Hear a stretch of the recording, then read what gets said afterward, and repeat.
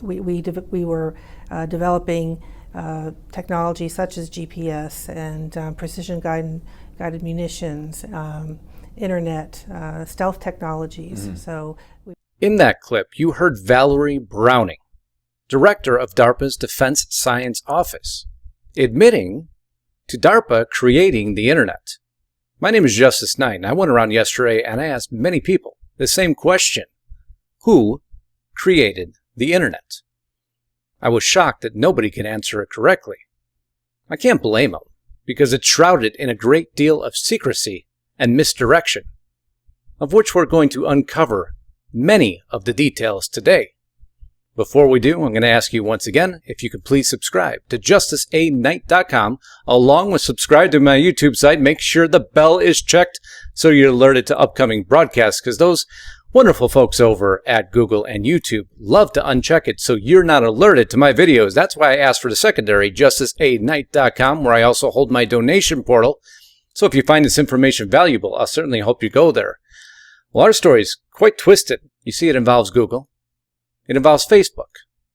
It involves DARPA, the government's Defense Advanced Research Projects Agency, the CIA, and in-q-tel.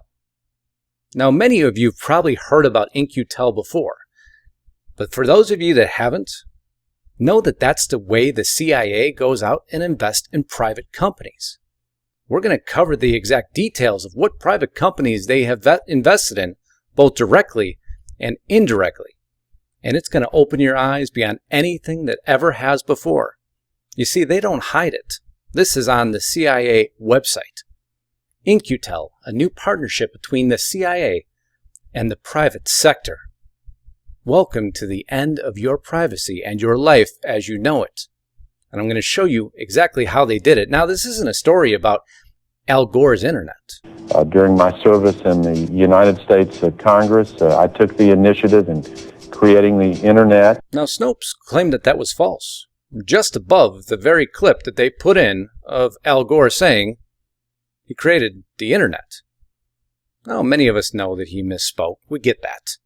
But it just leads to the deception of what we're about to see and the beginning of the internet. We're going to go way back to 1963. And this letter, written by J.C.R. Linkletter, what he called the Intergalactic Computer Network. Yeah, that's right. This was the very beginning of the internet. We have to go to the beginning to understand exactly where we're going to end. You'll see a statement in here. The programs I have located throughout the system were written in Fortran. I'm going to stop there because basically this letter is all about gaining data from multiple computer points and putting it into a common language that one system can possibly interpret. Now that's layman's terms and very simply put, but nonetheless, you see Fortran, and this is where the very strange coincidences start, because any of you who follow Q will understand that massive intel drops are on Fortran. Stepping back, the system initially that he called it was Fortran. Now, I'm not a big believer in coincidence, because our CIA has a funny way of putting things right in the American public's face, knowing that they'll still say it's not real. Like in-q-tel that they publish on their website is being absolutely real. And does it so happen that in-q-tel also uses the letter Q? My friends, my warnings to you each and all, because by the time we're done here unveiling everything, you'll see exactly how seeded this story gets. This is again back to the Linkletter original document. Second, there's a question of the interpretation at one center of requests directed to it from another center. I visualize vaguely some kind of interpretive system that would serve to translate the incoming language into commands or questions of the form and terms of which the interrogation center operates. See the terms he's using, interrogation center? Still, the coordination could be so good that everybody spoke a common language and a common set of formats. And then in its very closing, something approximately analogous to military security classification. You see, this was meant to be a weapon all along, the internet in itself. Now you're going to need to remember these two names, Vinton Cerf and Robert Kahn, who many credit with the creation of the internet. Well, Vinton himself, or Vin Cerf as you hear to him referred to more often, actually says and gives credit to the government themselves. This who really invented the internet, an old article from 2012. Private enterprise is responsible. You see the confusion that surrounds everything. It says here the government envisioned a World Wide Web as early as the 1940s and went on to develop the Pentagon's Advanced Research Projects Agency, ARPANET, which became DARPA later on. However, that network did not lead to the internet we have today. He contends it was Xerox. Well, Xerox in many ways definitely did lend to the ultimate form of the internet when they tried to connect their own machines. Here's DARPA's ARPANET, another part integral to the process. But now we're going to go to Vint Cerf. As you see here on your screen in this article published on CNET, no credit for Uncle Sam is creating net. Vint Cerf disagrees. A legendary figure in the invention of the internet weighs into a new debate about the U.S. government's role during that heady era. And you'll go in, the U.S. government, this is directly from Vint Cerf himself. The U.S. government, including ARPA, NSF, DOE, and NASA, among others, absolutely facilitated, underwrote, and pioneered the development of the internet. But none of this would have happened without the support of the United States government. Of course, the internet, eventually, the mainframe put on top of the internet was the World Wide Web.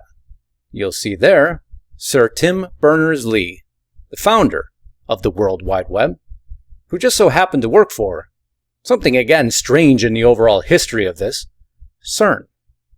There's the letter he wrote to his boss outlining his very vague, but yet somewhat detailed, ad hoc version of what his network would look like. Now, keeping in mind that CERN is the one trying to find the God particle by using this Large Hadron Collider. And I know each of you know the many stories involving Alice and what its potential to do is. But we're going to go back a step to how this relates to your world. Let's take Facebook, for example. How can they be linked to this huge CIA psyop? Revealed Facebook CIA connections. Now, if any of you have done some research on this, you'll understand that much of this links back to, you guessed it, in-q-tel. The stated reason for in-q-tel's existing is to expand the research and development efforts of the CIA. Actually, it's all about information. You see the funny part of this whole story? Is the government doesn't need to spy on you anymore. No, they found a way around that. Because by doing all this, you simply just hand them your information. Because what a lot of these articles fail to state is that when you take money from someone, they make you sign a non-compete, an NDA, non-disclosure agreement, which means what I request from you, you can't tell anybody. I'm going to show you exactly what those requests may look like, but we'll continue. in-q-tel was launched in 1999 with former CIA Director George Tenet explaining the vision behind it as being, we, the CIA, decided to use our limited dollars to leverage technology developed elsewhere. In 1999, we chartered in-q-tel. While we pay the bills, in-q-tel is independent. Independent of the CIA. Don't believe that for a moment, because if the CIA gives you money, your independence is long since gone. CIA identifies pressing problems, and in-q-tel provides the technology to address them. The in-q-tel Alliance has put the agency back on the leading edge of technology and the leading edge of gaining your data. in-q-tel's focus? Data, data, and more data.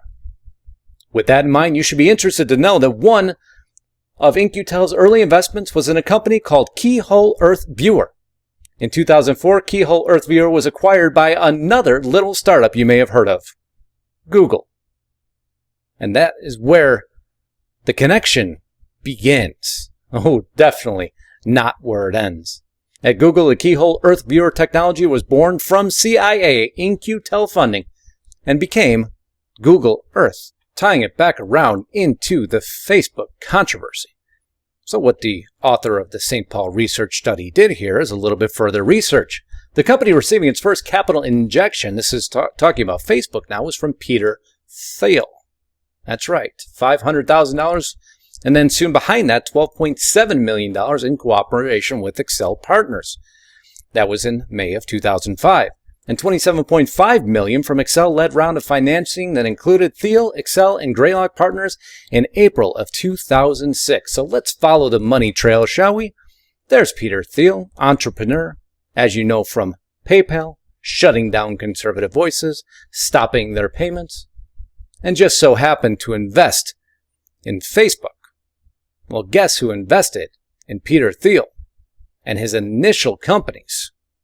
That was in-q-tel. So there you have the first comparison. Now let's go to Excel Partners in 2004.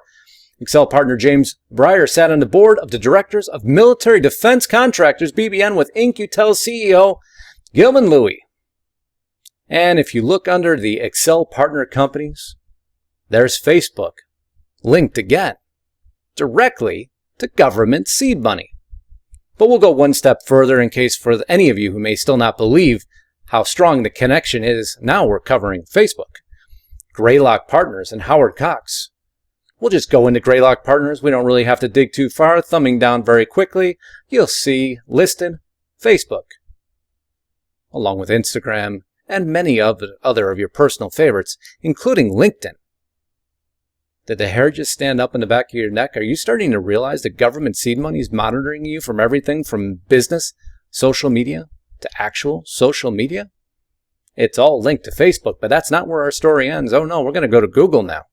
Because if you think they're not even closely connected, you'd be dead wrong.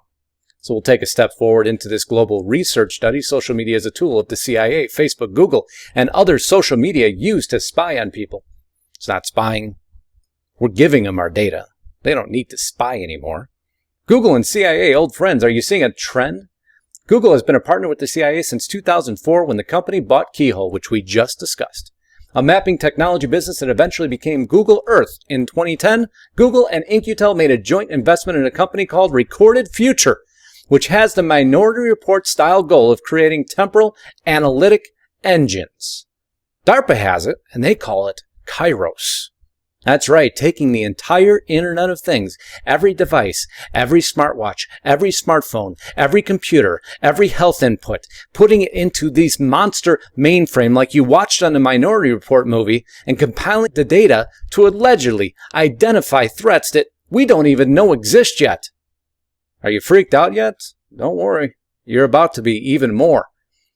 So all these requests coming into Google, turns out of 4,601 requests from the U.S. government agencies for user data, Google complied 94% of the time. Because remember that nasty little NDA?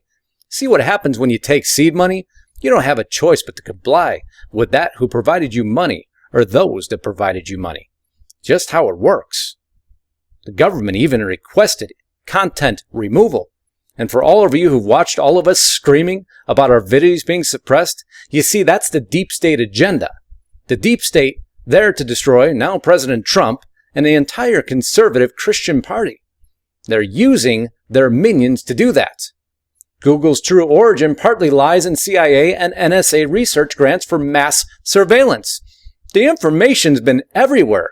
Everybody's just ignored it. These are mainstream headlines. Just go back to the original grants provided to Sergey Brin at the University of Stanford.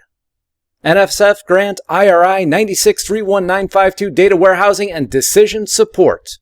Jeffrey D. Ullman, Department of Computer Science at Stanford University, where Sergey Brin was a student, and creating Google. At least creating the index by which Google search worked. And I know all of you ask questions. It's why I love you. It's why you're here. So I went to Sergey Brin's research paper, and you'll see that he even cites in his own research paper the NSF grant IRA 9631952. So if you think it was all a bunch of phooey, no, even Sergey Brin says he took the money. But how did that impact everything? You see, there's 14 cutting-edge firms funded by the CIA. This on Business Insider, because nobody would ever have published all this information and the American public simply miss it. Keyhole was a tiny 3D map startup with technology so useful it's still on most smartphones in the world today.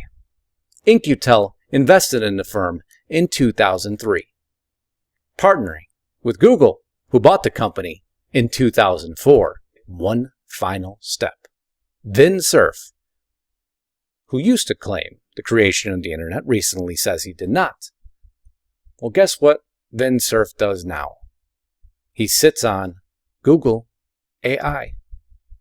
He's an employee of the company. Proven correlations between Google, DARPA, in-q-tel, and the CIA. So my friends, until next time, if you've not subscribed to my YouTube channel, I certainly hope you will. Please give it a thumbs up, and I want to see your comments and feedback. You know how important that is to me. If you have the means to support me, I certainly hope you can.